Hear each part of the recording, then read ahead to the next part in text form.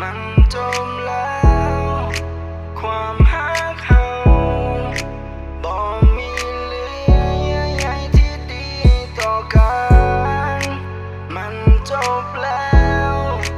ความรักเราต่อจากนี้ก็คงจะเหลือแต่ความลับความรักเขามันเริ่มจากกันตั้งแต่มือเขาเข้ามาเจ้าเริ่มห่างเจ้าเริ่มหายเจ้าเริ่มบ่มีเวลาความรักเขาพัฒนาจากที่ดีๆกลายเป็นจากลาและค่อยบ่ฮู้ค่อยผิดเรื่องใดเป็นหยังเจ้าคือมาบอกลาค่อยพอฮู้ว่าเป็นน้ำหยังค่อยปากบ่ได้ค่อยไอบ่ดังตอนนี้รักเฮามันพังจนเหลือเพียงแต่ความหลังเพราะว่าเงินของเขามันหลายค่อยเลยบ่สมหวังได้แต่นั่งเบิ่งรูปเก่าๆแล้วนึกให้ค่อยบ่ตรงบ่เคยลืมเจ้าบ่ได้สิเฮ็ดแนวใดดีค่อยบ่อยากเสียเจ้าไปตอนที่อัดเพลงนี้ฮู้บ่น้ำตามันไหลและค่อยอยากถามเจ้าตรงๆบักหานั้นมันไผตอนที่ค่อยเสียเจ้าไปเอาตรงๆมันก็เจ็บอยู่สิให้ค่อยเฮ็ดจังได๋พวกเฮานั้นบ่ได้เคียงคู่ค่อยแม่งทรมานเพราะหัวใจมันยังคิดฮอดอยู่แฟนจะบ่อยากเป็นตัวนี้เจ้าจ้างเป็นแค่เพียงหมู่มันจมแล้ว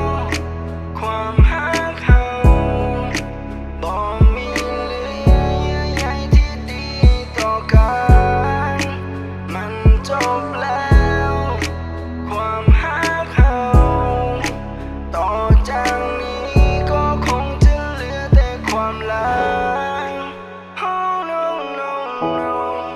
yeah yeah yeah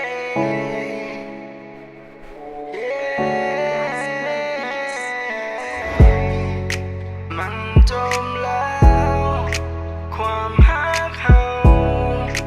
บ่มีเหลือเยื่อใยที่ดีต่อกันมันจบแล้วความรักเราต่อจากนี้ก็คงจะเหลือแต่ความลับเคยว่าฝันเอาไว้ว่าจะไปไกลกว่านี้แต่จะมาทิ้งกันมันคงเป็น